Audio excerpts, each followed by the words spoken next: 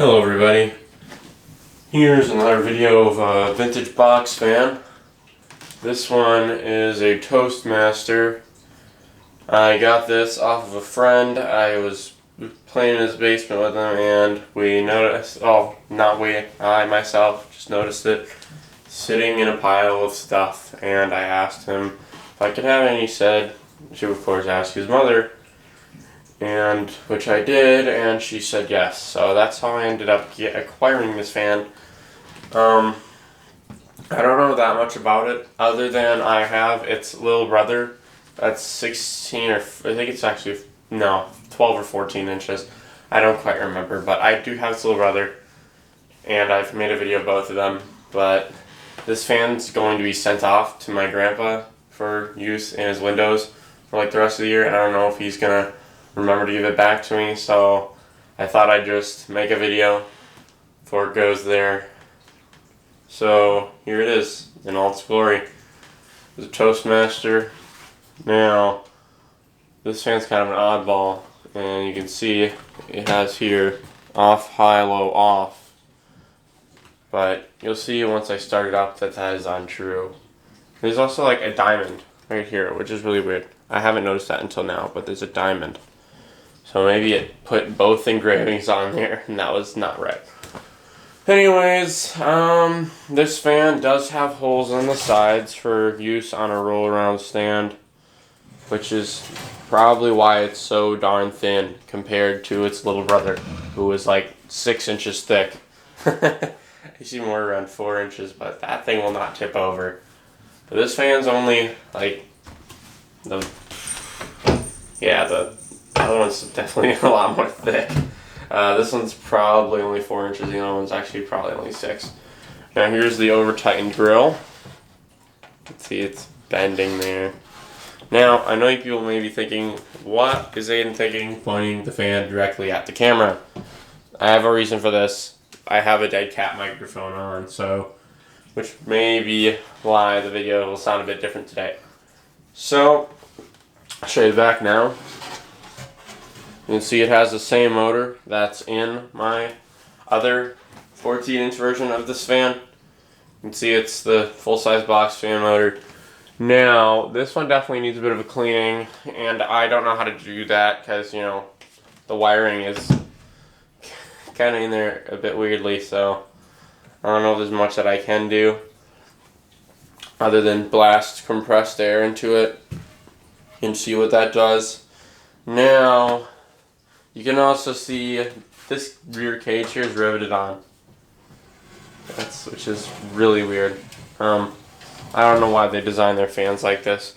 My other one is like that too, the little one.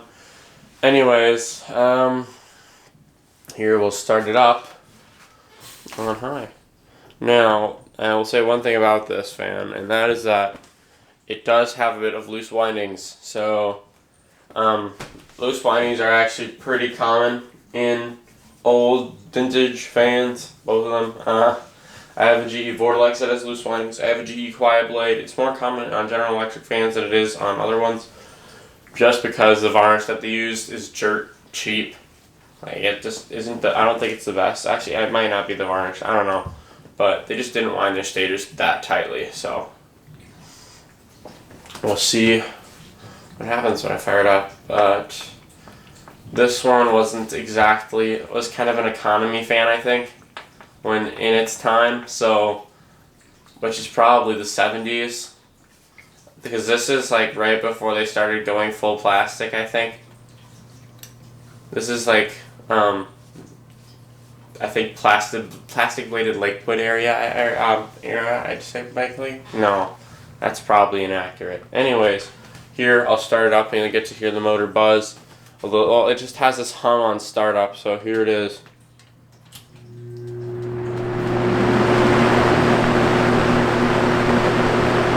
See the fan is shaking quite a bit. Black grills are also vibrating. Maybe a little bit too much.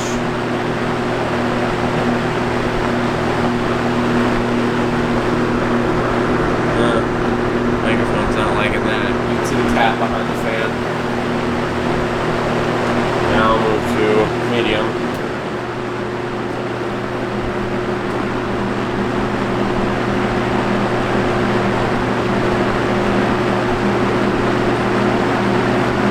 Here's low. The hum's barely noticeable. I mean, you're just barely.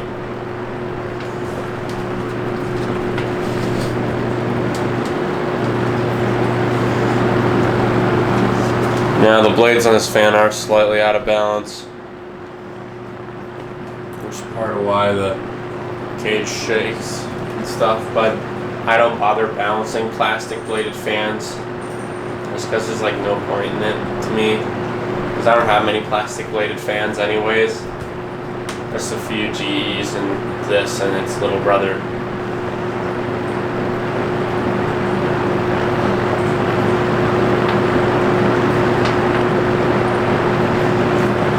I turned the fan around, but I think it one scared the crap out of Spike, the cat that's behind the fan, and two probably blows food everywhere. This fan's actually putting out a decent amount of air.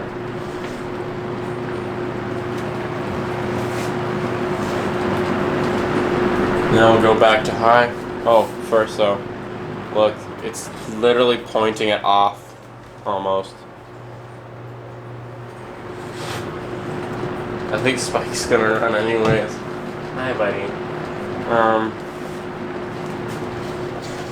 Spiky, it's gonna blow. There's the blade. Now it's blowing the napkins everywhere. We're gonna turn this back around. And here's high again.